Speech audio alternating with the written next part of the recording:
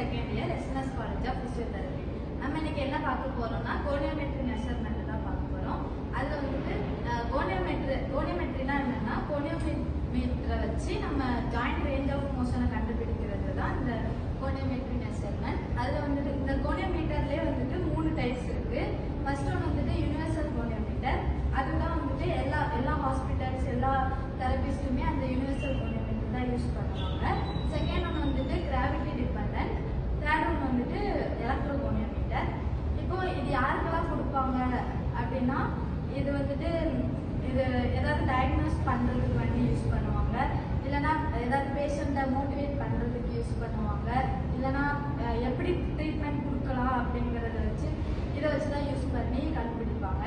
இது யாருக்கு கொடுக்கக்கூடாதுன்னா ஏதாவது இன்ஜுரி இருந்தா அவங்களுக்கு கொடுக்கக்கூடாது.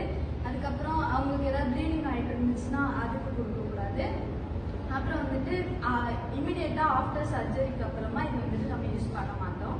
இதுக்கப்புறம் வந்துட்டு பிரின்சிபல்ஸ் இதை எப்படி மெஷர் பண்ணுவாங்க அப்படிங்கறத வந்துட்டு மஞ்சுளா சொல்லுவாங்க.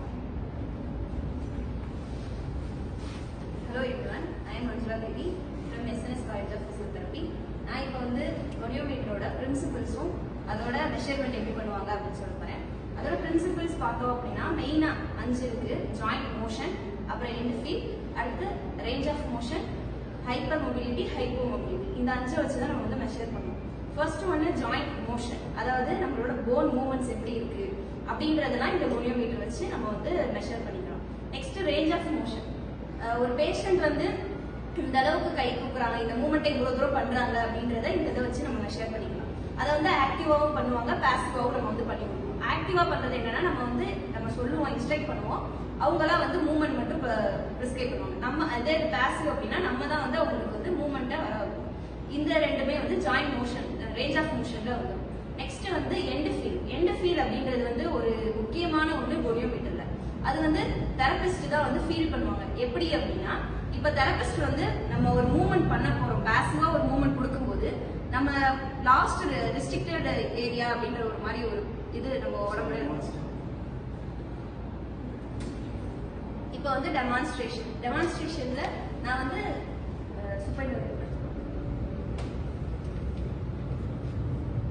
ஷோல்டருக்கு பண்ணலாம்.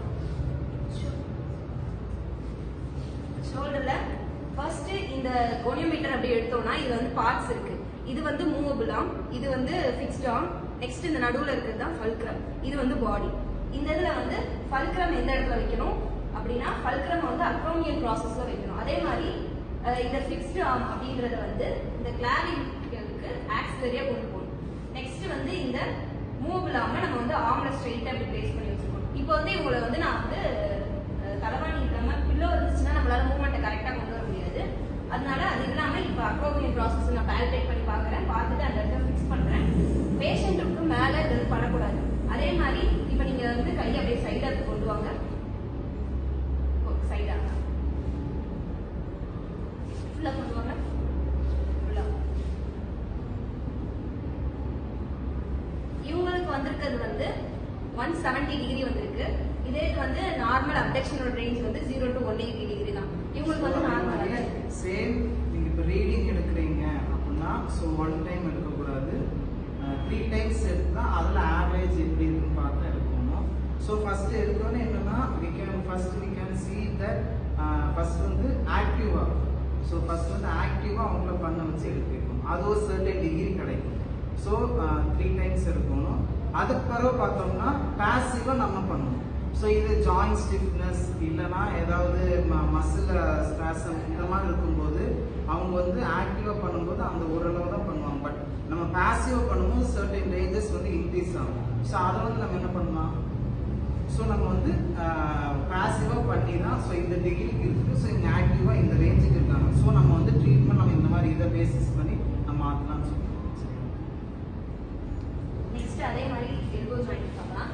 எல்போ ஜாயிண்ட்ல ஃபல்க்ரம் எங்க பிளேஸ் பண்ணுவாங்க அப்படின்னா லேட்டரல் எபிகாண்டைல வச்சு நம்ம வந்து பிளேஸ் பண்ணுவோம். இதுக்கு வந்து நம்ம 90 டிகிரி 0 டிகிரிலே வச்சுக்கலாம். இப்போ வந்து கையை ஸ்ட்ரெயிட்டா வச்சுக்கோங்க. இப்போ வந்து கையை வந்து மடக்கணும். இதே மாதிரி பண்ணுங்க, ஃபுல்லா உள்ள பண்ணுங்க. இவருக்கு வந்து 150 தான் வந்திருக்கு. ஏன் அப்படின்னா அவரோட மசில் பல்க்னால அவருக்கு பைசப்ஸ் பஸ்ஸஸ் வந்து நிறைய இருக்கிறனால அது